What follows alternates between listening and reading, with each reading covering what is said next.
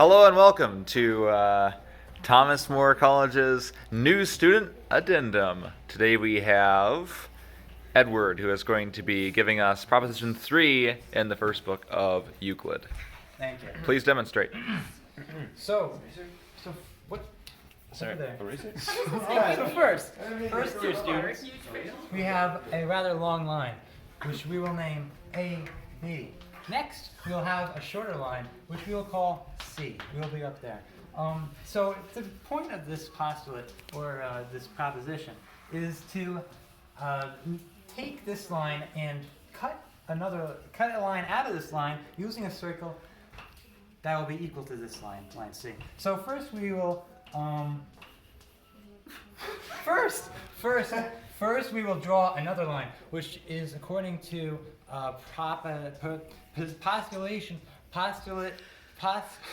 it's one of the rules. Proposition 2. And yes. What's the word? Proposition. No, this one's from the No, proposition that postulate. you just did. No, this one's proposition, though. Yeah, proposition 2. Yes, but according to postulate 2, oh my gosh, I'm getting all mixed up. this is Sorry, I said it wrong. Proposition 2. Okay, this is my problem. This is a big problem. So then we draw a circle, dear students. We will call that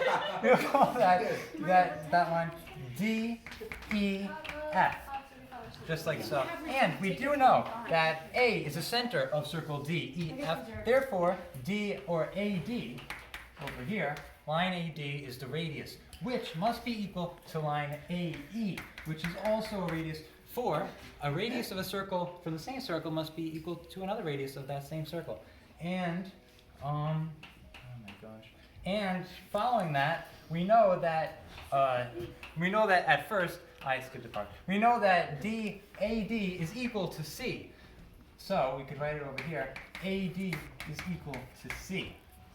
So, given the information we have, we know that AD is equal to AE, AD is equal to C, therefore line C must be equal to line AE according to postulate, according to the common notion number 1, which states that two things of a certain nature that are equal to another one must be equal to themselves. So there we have it. Line C and line AE is equal. Please delete that now. Thank you. All right, everybody, welcome back. Yes. So, here we have it, Proposition 4 from Euclid. We are given two triangles, which we shall describe right here in beautiful ink. Now, these are not proportionate, so I'm going to start over. Something like that. Where's the eraser? Bob Saget. Thanks, kid. Alright, so, starting out, we have two triangles. See? Alright, now we know from Euclid, for it is given, that these have three sides, right? Yeah, it's a triangle, tri, derivative from tridentium. So, we know that two of these sides are equal to two of the other sides. This side right here, which we shall call side AB, is equal to side CD. Additionally, we know that line or side B, no, that's wrong. That's BC. That's not D. This one's D. This one's E. Which means this is F. So we know that BC is equal to EF. And Is that given? yeah, it is. It is indeed given. So we're just going to write that out for you. AB equals DE. Additionally, BC is equal to EF. Given that, the angle of ABC is equal to that of DEF. Safi? Alrighty, so we're just going to write that there. A, B, C, that's for angle, if you didn't know that, kid, is equivalent to angle D, E, F. Alrighty. So now we can get into the thick of it. Tell you what. I theorize if we were to slide this triangle over, transpose it as some say, you would see that since this line is equal to this line, they would stop on top of each other, if they started on top of each other. Which is to say that if point B was on top of point E, then point A would be on top of point D, and point C would be on top of point F. Now, how can I tell you that? because the angle is the same, which means it opens to the same degree going down the triangle. So if you follow it down to any particular length by any angle, you will come to an ending spot on these 2 points. Copy? Good.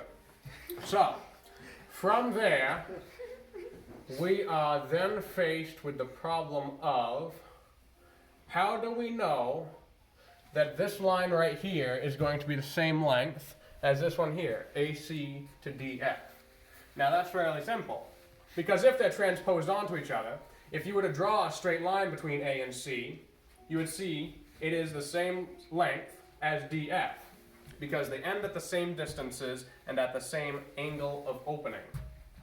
Which means, I would theorize, A is on the same point as D, C, that's a K, sorry, C is on the same point as F, and we already know the rest. So, if we were to draw a line between A and C, also known as D and F, since they're sitting on top of each other, real cozy-like, we would see it would end on the same spot. Which then means that this length here, AC, is the same length as DF. Now, since we know that all 3 sides are the same on one as they are on the other, and we already know one angle, then we know that this angle right here opens up to this length right here, going at this length here and this length here, meaning that this angle matching these lengths and that length must be the same. Now, using the same logic, we can prove that since this angle and this angle are the same as this angle, and all the sides are matching, that this angle over here must also have a twin brother over here. And there, I would like to say, triangle ABC is equal to triangle DEF, and of course, the all-important QED, Euclid, my G. Okay. What are you presenting, Valerie? I am presenting prop 1. Prop A. Okay. So, we have a point, and I'm going to call it A. And I have another point, and I'm going to call that one Bob. But for short, we'll call it B. And, let's see. We're allowed to draw lines, because Euclid said so. So I'm going to draw a line there. Now they're happy. They're connected. They made friends with each other. Whatever. Okay.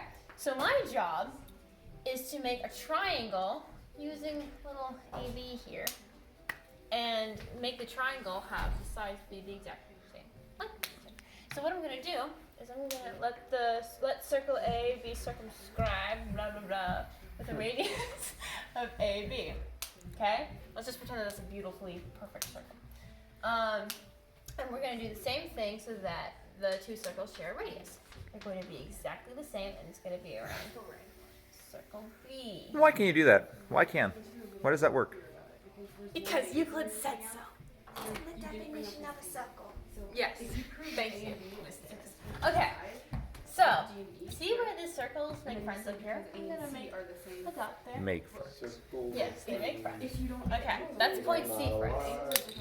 Okay, now I'm going to draw a radius of circle A out to point C, and a radius from point B out to point C. And these circles, they're sharing their radius, right? Yes. Which means that, and since all radii of a circle are the same, because Euclid said so, from point A to point B, it's the same, and from point A to point C is also the same. Now, circle B, it shares a radius, right? BA is equal to BA.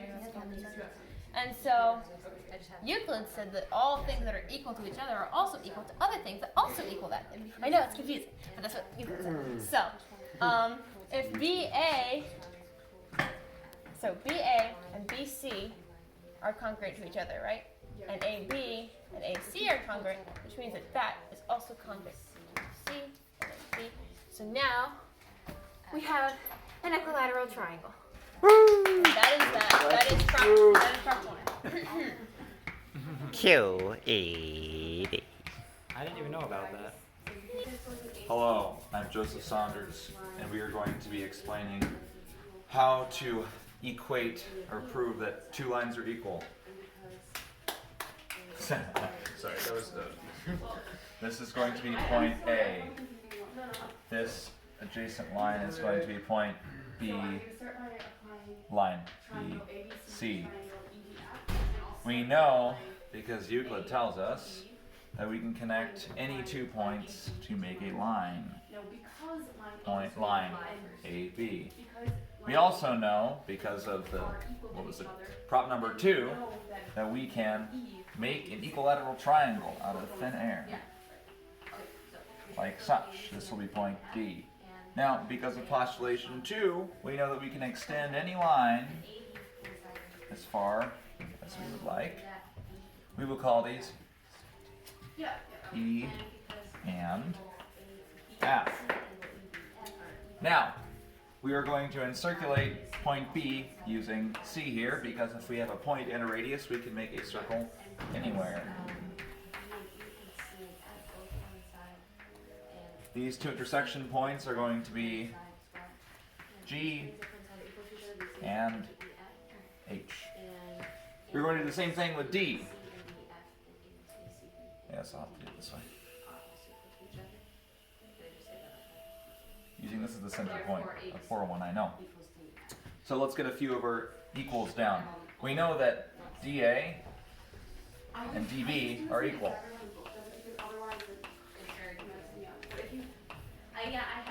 Because it's an equilateral triangle's definition, all sides are equal. We also know that BC is equal to BG because of definition 15, what the radii of a circle are. We can also say that D, and I guess this isn't named, so I'm going to go into HGI, I guess. D and I will be equal to D and G, because the definition of a circle. So, what we'll do is subtract DA from DI, as well as DB from DG. And we know that when equal things are subtracted from, when things are subtracted from other things which are equal, the remainders will also be equal. So we can then say that AI is equal to BG, which we know is also equal to BC, given our point here. So, once we know these three are equal, this is equal as well, we know that things which are equal to other things are equal to the same things which are equal to those things. We can say that AI is equal to BC. The line we made off of A is equal to our original line. And that is our answer.